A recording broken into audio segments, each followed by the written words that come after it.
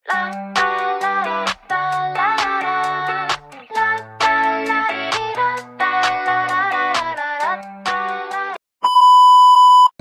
kerja yang aman. Ada beberapa hal yang harus diperhatikan saat bekerja atau melakukan praktik dengan komputer untuk mengurangi dampak buruk komputer pada tubuh dan kesehatan. Di antara hal yang harus diperhatikan yaitu bagaimana menyambungkan perangkat, menyalakan komputer, dan mematikan komputer. Berikut cara menghidupkan komputer yang benar. 1. Kalian harus menyalakan stabilizer terlebih dahulu. Jika tidak menggunakan stabilizer, kalian bisa langsung ke langkah berikutnya.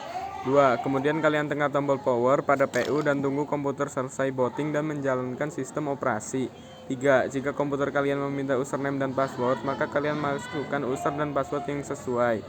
4. Setelah itu di layar monitor kalian akan muncul tampilan desktop dan pointer mouse, yang berarti komputer kalian sudah siap dipakai. Cara mematikan komputer yang benar. 1. Kalian tutup atau close semua aplikasi yang kalian gunakan. 2. Gerakan pointer mouse ke atas tombol start biasanya berbentuk jendela atau Windows. Kemudian klik power dan akan muncul beberapa pilihan untuk mematikan komputer. 3. Lalu pilih dan klik shutdown. 4. Tunggu sampai komputer benar-benar mati. 5. Lalu matikan stabilizer jika ada. Bahaya-bahaya di tempat kerja.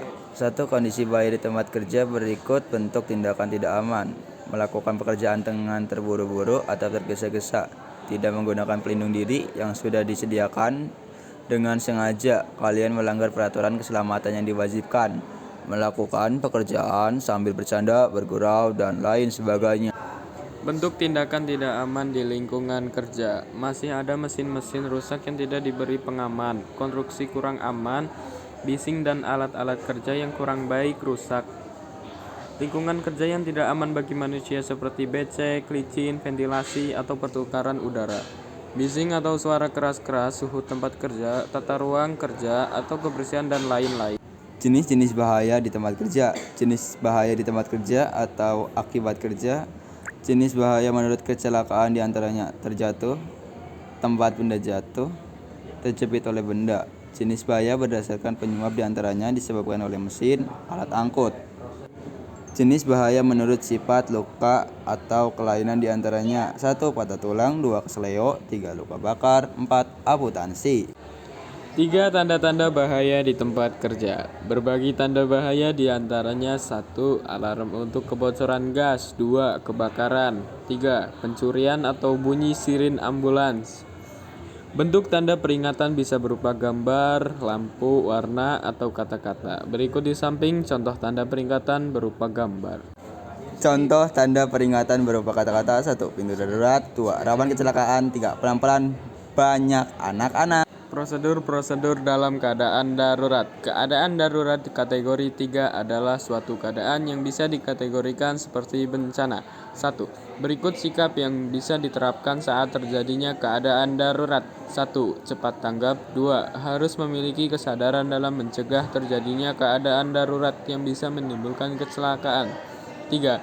Selalu tenang dalam menghadapi keadaan darurat dan harus bisa bertindak cepat dalam menangani keadaan. Penerapan budaya kerja industri. 1. Pengertian 5R. 5R yaitu ringkas, rapi, resik, rawat, rajin. Di Jepang budaya kerja seperti ini dikenal dengan 5S yaitu Seishi, Seiton, Seiso, Seiketsu, Shitsuke. 2. Manfaat 5R. A. Ringkas. Kalian bisa melakukan pengelompokan barang praktik laboratorium komputer. B. Rapi. Kalian menjaga agar tidak tercecernya alat dan bahan praktik. C. Resik. Lakukan pemeriksaan alat praktik secara berkala. D. Rawat. Lakukan optimalisasi ruangan belajar praktik agar selalu terjaga dengan baik. E. Rajin. Terlaksananya standarisasi yang telah dibuat. Pencegahan kecelakaan kerja dan prosedur kerja. 1. Kecelakaan kerja. Kecelakaan kerja itu adalah suatu kejadian yang tentu saja tidak pernah kalian harapkan, kejadian yang tidak pernah kalian duga kapan datangnya dan kapan terjadinya. 2. Prosedur kerja. A. Penggunaan komputer. Saat menggunakan komputer ada beberapa hal yang harus kalian perhatikan, yaitu 1. Pencahayaan. 2. Mengatur posisi tubuh. 3. Mengatur posisi duduk. 4. Mengatur posisi mata. 5. Mengatur posisi lengan dan siku. B. Pengaturan laboratorium komputer. 1. Pemilihan ruang komputer. 2. Persyaratan teknis ruang komputer.